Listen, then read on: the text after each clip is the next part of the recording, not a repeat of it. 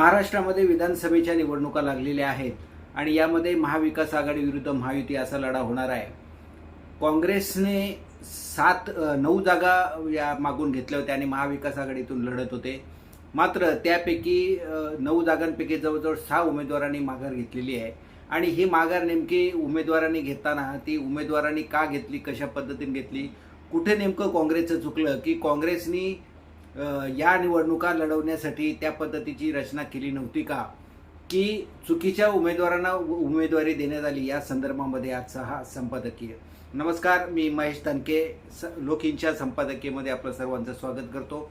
संपादकीयचा आजचा विषय आहे काँग्रेसचे 6 उमेदवारांची माघार कोणाचे चुकले.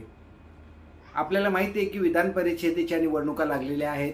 जवळजवळ 17 जागांसाठी या निवडणुका होणार आहेत आणि या निवडणुकांमध्ये सुरुवातीला आपण जर बघितलं असेल तर महायुतीच्या संदर्भामध्ये मोठ्या प्रमाणामध्ये या जास्तीत जास्त जागा पदरात पाडून घेण्याचा शिवसेनेचा सुद्धा प्रयत्न होता. मात्र शिवसेनेला 4 जागा मिळाल्या, 2 जागा राष्ट्रवादी काँग्रेसला आणि उर्वरित सर्व जागा भारतीय जनता पार्टीने घेतलेल्या आहेत. या संदर्भामध्ये सुरुवातीला मोठ्या प्रमाणामध्ये तुतुमयमय झाली. त्यानंतर फॉर्म ज्यावेळी भरण्यात आले त्यावेळी सुद्धा अनेक ठिकाणी बंडखोरी झाली. मात्र ती बंडखोरी शमवण्यामध्ये महायुतीला यश आल्याचं दिसतंय आणि महायुती या सगळ्याच्या सगळ्या जागा जिंकेल अशा पद्धतीचा दावा केलेला आहे, महायुतीच्या वतीनं केलेला आहे.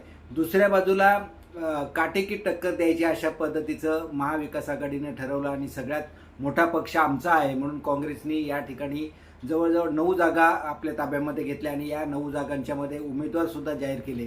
मात्र उमेदवारी माघारी घेण्याची आपल्याला ज्यावेळी मुदत होती त्यामध्ये आपल्या लक्षात आलं असेल की फार मोठ्या घडामोडी घडल्या आणि जवळजवळ काँग्रेसचे 6 उमेदवारांनी अर्ज मागं घेतले आणि 6 उमेदवारांनी अर्ज मागं घेतल्यामुळे त्या ठिकाणी जे काही उमेदवार होते ते उमेदवार बिनविरोध निवडून आले. म्हणजे एका बाजूला संपूर्ण देशामध्ये भारतीय जनता पार्टीच्या विरुद्धमध्ये लढा देण्याचं काम सुरू झालं असतानाच ज्या उमेदवारांना काँग्रेसने उमेदवारी दिली त्या काँग्रेसच्या उमेदवारांनीच अर्ज मागे घेतले आणि फार मोठी नामुष्की काँग्रेसवर येऊन पडलेली आहे.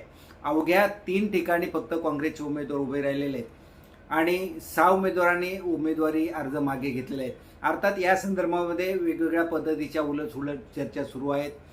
प्रदेशाध्यक्ष हर्षवर्धन सपकाळ यांनी तर या संदर्भामध्ये आरोप करताना भारतीय जनता पार्टी किंवा जे युतीचे घटक पक्ष आहेत यांच्यावर आरोप केलेला आहे की प्रचंड उलाढाल झाली, आर्थिक देवाणघेवाण झाली म्हणूनच उमेदवारांनी अर्ज मागे घेतला अशा पद्धतीचा आरोप त्यांनी केलेला आहे. अर्थात हा बालिशपणाचा आरोप आहे असं महाराष्ट्रामध्ये सगळे कार्य सांगत आहेत.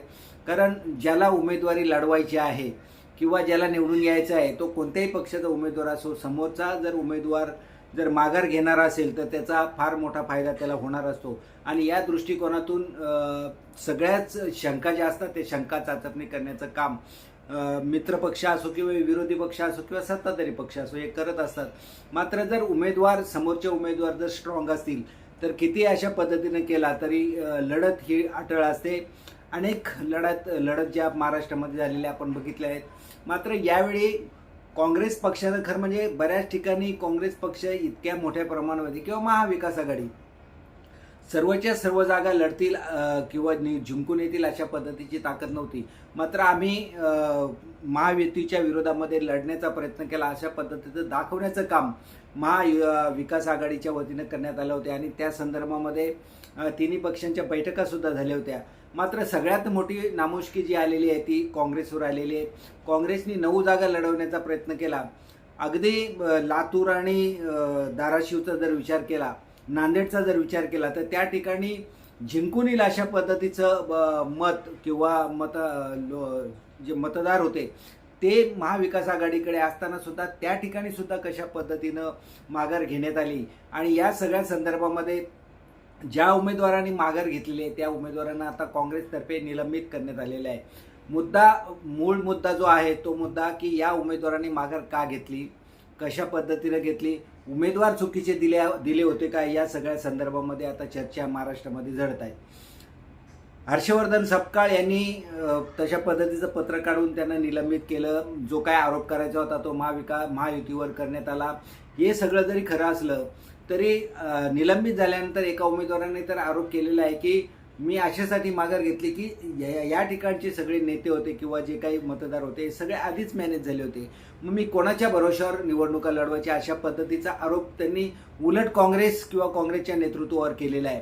दुसऱ्या बाजूला या ठिकाणी हर्षवर्धन सपकाळ यांनी आरोप केलेला आहे की आमचे उमेदवार पळवण्यामध्ये किंवा आमच्या उमेदवारांना मोठ्या प्रमाणामध्ये आर्थिक व्यवहार करण्याचा प्रयत्न महायुतीच्या शिलेदारांनी केला किंवा महायुतीतर्फे करण्यात आला. मात्र या ठिकाणी हे लक्षात घेतलं पाहिजे की आपण याचा अर्थ उमेदवार देताना चूक केलेली आहे. ज्यांच्यावर विश्वास नाही किंवा ज्यांच्यावर भरोसा नाही अशा उमेदवारांना तुम्ही उमेदवारी दिली, किंवा दुसऱ्या बाजूला अशा पद्धतीची चर्चा आहे की या अशाच पद्धतीचे जे माघार घेतील असे उमेदवार देण्यात यावेत, अशा पद्धतीचा सुप्त एक प्रवाह या काँग्रेसमध्ये होता आणि त्याला खतपाणी घालण्याचं काम भारतीय जनता पार्टीच्या माध्यमातून करण्यात आलं आणि त्याच्यामुळंच हे सहज उमेदवार माघार घेतील अशा पद्धतीचे उमेदवार काँग्रेसच्याकडून देण्यात आले, अशा पद्धतीचा आरोप काँग्रेसमधीलच काही कार्यकर्ते करत आहेत आणि त्याच्यामुळंच ही फार मोठी नामुष्की काँग्रेसवर आल्याचं बोललं जात आहे. मात्र या सगळ्या संदर्भामध्ये मोठ्या प्रमाणामध्ये म्हणजे पहिल्यांदाच अशा पद्धतीची घटना घडलेली आहे की 9 उमेदवारांच्यापैकी निम्म्यापेक्षा जास्त उमेदवार माघार घेतात.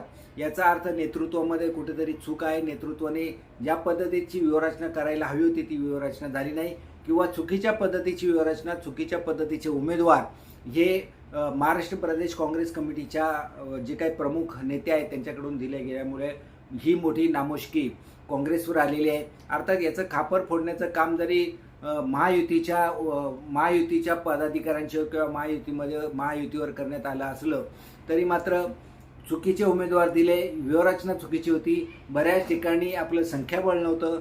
असं असताना सुद्धा जो काही प्रकार महाविकास आघाडी किंबहुना काँग्रेसकडून झाला तो चुकीचा प्रकार होता. अशाही पद्धतीचा मतप्रवाह महाराष्ट्रामध्ये सध्या सुरू आहे आणि ज्या ठिकाणी आपण लढूच शकत नाही अशा ठिकाणी सुद्धा उमेदवार देण्याचा प्रयत्न जो झाला त्याच्यामुळे ज्या ठिकाणी निवडून येणार होते महाविकास आघाडीचे उमेदवार त्या ठिकाणी सुद्धा माघारी घेण्याचे काम या माध्यमातून झालेलं आहे. त्याच्यामुळं आयतच गव्हाड महायुतीला मिळालेलं आहे. महायुतीला जिंकल्यानंतर किंवा लढल्यानंतर त्या जागा मिळणारच होत्या, परंतु बिनविरोध त्या जागा देण्याचं काम या माध्यमातून महाविकास आघाडी विशेषतः काँग्रेसच्या माध्यमातून झालेलं आहे आणि या सगळ्या घडामोडीमध्ये काँग्रेसची मोठ्या प्रमाणामध्ये नाचक्की झालेली आहे.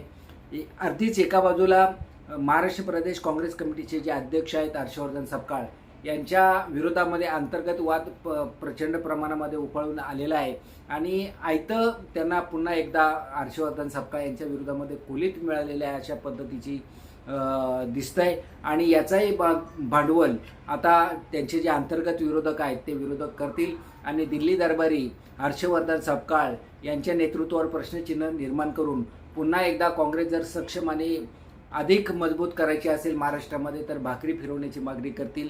बघूया दिल्लीश्वर या सगळ्या संदर्भामध्ये हर्षवर्धन सपकाळ यांचं ऐकून घेतात, त्यांची बाजू समजून घेतात की त्यांना डचू देण्याचा प्रयत्न करतात हे आगामी काळामध्ये आपल्याला नक्कीच समजून येईल.